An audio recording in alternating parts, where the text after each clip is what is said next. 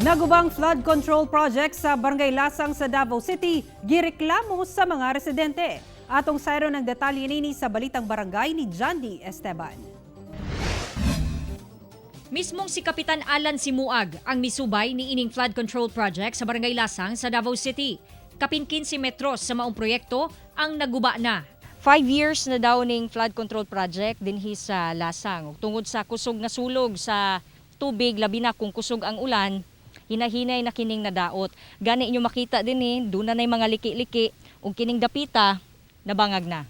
Nakabkab na ang sulod ug wala na mga puthaw ug bato. Butang nga gikabalakan na sa mga residente. Gumikan kini ang naghatag og panagang sa pagbaha sa maong lugar.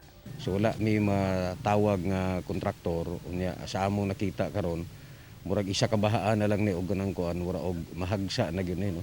Manang nabalaka mi karon ug unsay posibleng mahitabuan kung mabungkag ang river control.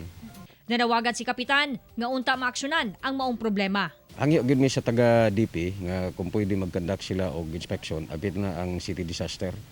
Kay although naa mi mga measures para ma-mitigate ang impact pero gikinahanglan pod nga matan-aw nila og unsaon nila nga matagaan pod og integridad ang river control. No? Tubag sa DPWH Region 11. Based on our initial assessment, force majeure ang hinungdan sa pagkaguba sa struktura given the continuous flooding sa Lasang River brought about by the incessant rains.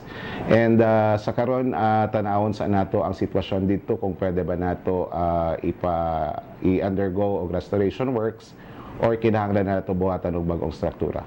Kanunay ng problema sa mga residente ang pagbaha sa ilahang lugar kada mubunok ang kusog nga ulan.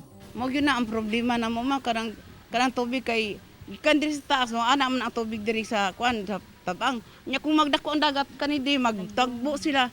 Perte yung dako Unta nga hatagan ninyo og kasulbaran ang amo ang kuan nga ni karang gikat sa dagat nga nang trampangan nga masirhan kang imbornal nga masirhan siya kay ang tubig sa dagat dili mosulod kaayo nganhi. Kauban si Melcol Menares sa kamera. Ako si Jandy Esteban para sa One Mindanao.